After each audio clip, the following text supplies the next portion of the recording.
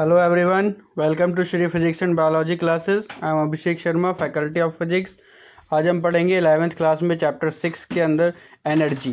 तो एक vast topic है, आज हम इसे स्टार्ट कर रहे हैं। व्हाट इज़ एनर्जी और इसकी क्या फॉर्म्स होती हैं वो हम इस लेक्चर में डिस्कस करेंगे। काइनेटिक एनर्जी को थोड़ा डिटेल में पढ़ेंगे, काइनेटिक एनर्जी का फार्मूला हम इसमें ड्राइव करेंगे। So let's start the lecture. Energy का बेटा सीधा सा मतलब अगर समझे तो एनर्जी का मतलब होता है बॉडी की ताकत से, या किसी आदमी की ताकत आप कह सकते हैं। तो अगर आपको कैलकुलेट करना है या ये देखना है कि किन दो आदमी हैं उनमें किसकी ताकत ज़्यादा है, तो आप क्या करेंगे? आप कोई ना कोई टास्क रखेंगे, दोनों से सेम वर्क कराएंगे, कौन जल्दी कर देता है या कौन पूरा कर देता है, कौन उसे अच्छे से कर रहा है, उसकी एनर्जी, उसकी ताकत ज़्यादा होगी, तो उसकी एनर्जी ज़्यादा होगी। तो सिंपल सी बात है, इसे डिफाइन कर सकते हैं as the ability of a body to do work. कोई बॉडी कितना वर्क कर सकती है वो उसकी एनर्जी है। तो it is measured by the amount of work that a body can perform. Body से आप वर्क कराएंगे, जितना वो वर्क कर देगी वो उसकी एनर्जी के बराबर होगा। ये वर्क की ही एक फॉर्म है एक तरीके से। तो ये भी वर्क की तरह स्केलर क्वांटिटी है। इसकी ऐसा यूनिट भी जूल होती है। इसकी CGS यूनिट अर्ग होती है। 1 अर्ग जो है 10⁻⁻7 जूल के इक्वल होता है। और यूनिट जो यूज़ करते हैं एनर्जी की वो कैलोरी करते हैं। आपने फूड पैकेट्स पर लिखा देखा होगा, फूड इंग्रेडिएंट्स में लिखा होता है कि इसमें इतने कैलोरी ये है, इतने कैलोरी ये है, तो वो कितने कैलोरी वो एनर्जी आपको प्रोवाइड कर रहे हैं। वहाँ पर बेटा 1 कैलोरी जो है वो 4.2 जूल के इक्वल होता है। कॉमर्शियल यूनिट जो एनर्जी की यूज़ करते हैं वो किलोवाट आवर यूज़ करते हैं। आपने अगर इलेक्ट्रिसिटी के बिल में देखा होगा तो वो होता है किलोवाट आवर। ये आपने शायद 10th क्लास में मीटर रीडिंग में पढ़ा भी होगा। 1 किलोवाट आवर जो होता है वो 1 किलोवाट के अगर अप्लायंस को 1 आवर तक चलाया जाए तो कितनी एनर्जी वो कंज्यूम करेगा। 1 किलोवाट यानी कि 1000 वाट। 1 आवर को आप 16 to 60 करके सेकंड में कन्वर्ट कर सकते हैं। तो बेटा इसे कैलकुलेशन करेंगे तो यह जाता है 3.6 × 10⁻6 जूल। तो 1 किलोवाट आवर इतने 3.6 × 10⁻6 जूल के इक्वल होता है। डायमेंशनल फार्मूला आप इसका फाइंड करें तो वही होगा जो वर्क का डायमेंशनल फार्मूला होता है, यानी ml² T⁻²।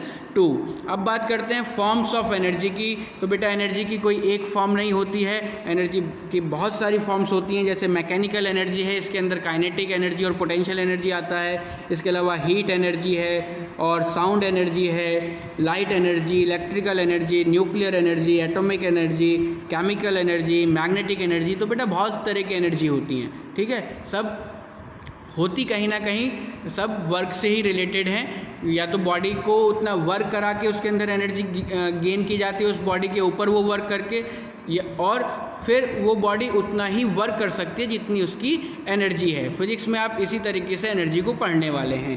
अब हम बात करते हैं mechanical energy. Mechanical energy, this is the sum of kinetic and potential energies of a body. आप सिंपल सा कह सकते हैं this is the energy due to the position and motion of a body. एक बॉडी की position और motion की वजह से जो उसकी टोटल एनर्जी है उसे आप मैकेनिकल एनर्जी कहते हैं। तो इसे हम 2 पार्ट में डिवाइड कर देते हैं, एक पोजीशन की वजह से एनर्जी, एक मोशन की वजह से एनर्जी। जो पोजीशन की वजह से एनर्जी होती है उसे हम कहते हैं काइनेटिक पोटेंशियल एनर्जी, और जो मोशन की वजह से एनर्जी होती है उसे हम कहते हैं काइनेटिक एनर्जी। तो पोटेंशियल एनर्जी और काइनेटिक एनर्जी मिलाकर बनाते हैं मैकेनिकल एनर्जी। तो बात करते हैं काइनेटिक एनर्जी की। The energy possessed bye a body by virtue of its motion is called its kinetic energy. तो डेफिनेशन तो आपको पहले ही बता दी मैंने कि बॉडी की मोशन की वजह से जो एनर्जी है वो काइनेटिक एनर्जी है। अब बॉडी में मोशन करते हुए एनर्जी क्यों आएगी?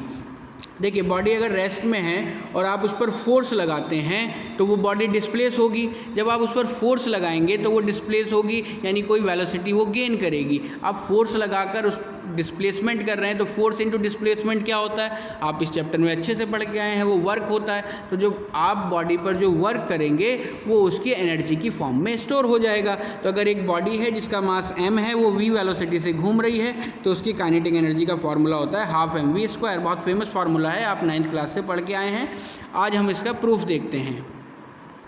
Expression for kinetic energy. हमने मान लिया बॉडी m मास की एक बॉडी है जो इनिशियली रेस्ट पर है, a पॉइंट पर रखी है, इसे s डिस्प्लेसमेंट कराया जाता है और इसकी तब वेलोसिटी मान लिया कितनी हो जाती है, v हो जाती है। तो बेटा अगर एक स्मॉल डिस्प्लेसमेंट हम यहाँ कहीं लेते हैं ds, तो उसमें कितना वर्क करना पड़ता, f dot ds, f ds cos 0, हम यही मान रहे हैं कि जिस डायरेक्शन में फोर्स है उसी डायरेक्शन में डिस्प्लेसमेंट है, तो f ds cos 0 से ये f ds के इक्वल आ जाएगा। और बेटा f is equal to m में होता है, यानी m एक्सेलरेशन की जगह dv बाई dt रखा जा सकता है। इस वैल्यू को, फोर्स की वैल्यू को यहाँ रख दें तो dw आ जाएगा m dv by dt into ds। इस dt को मैं ds के साथ शिफ्ट कर रहा हूँ तो m dv ds by dt, ds by dt क्या होता है, लीनियर वेलोसिटी, तो m dv इंटू v। तो ऐसे आप लिख सकते हैं dw इज इक्वल टू आ गया mv dv। तो यहाँ पर वर्क आ गया हमारे पास चेंज इन वेलोसिटी की टर्म में। तो हम क्या कर रहे हैं बेटा, टोटल वर्क डन निकाल रहे हैं a से b तक लेकर जाने में। तो a पॉइंट पर इसकी वेलोसिटी 0 है, b पॉइंट पर इसकी वेलोसिटी v है, तो हम इसका इंटीग्रेशन कर सकते हैं कि टोटल वर्क हो जाएगा a टू b, a से b तक ले जाने में जो टोटल वर्क किया जाएगा that will be equal to integration of mv dv। और बेटा वेलोसिटी की लिमिट्स क्या हैं, अभी आपको बताया मैंने कि a पॉइंट पर इसकी वेलोसिटी 0 है और b पॉइंट पर इसकी वेलोसिटी v है, तो 0 से लेकर v तक mv dv। m को बाहर ले लेंगे, इंटीग्रेशन वेलोसिटी का हो रहा है तो v dv, और बेटा v का इंटीग्रेशन x की पावर n dx के फॉर्मूले से x की पावर n का इंटीग्रेशन होता है x की power n plus 1 upon n plus 1। तो इसी तरह से v पावर 1 का इंटीग्रेशन होगा v पावर 1 प्लस 1 यानी 2 अपॉन 1 प्लस 1 2। तो ये 2 को बाहर ले जाओ, 1/2 m v स्क्वायर रह जाएगा इस लिमिट्स के अंदर। पहले आप अपर लिमिट रखेंगे फिर माइनस और लोअर लिमिट, तो ये हो जाएगा half m v square minus 0 square, यानी कि हाफ m v स्क्वायर। और यही वर्क बेटा उसकी काइनेटिक एनर्जी की फॉर्म में स्टोर हो जाएगा। So this work is stored as a kinetic energy k is equal to half m v square. तो ये बात हुई काइनेटिक एनर्जी के बारे में। आई होप आपको ये सब समझ में आया होगा।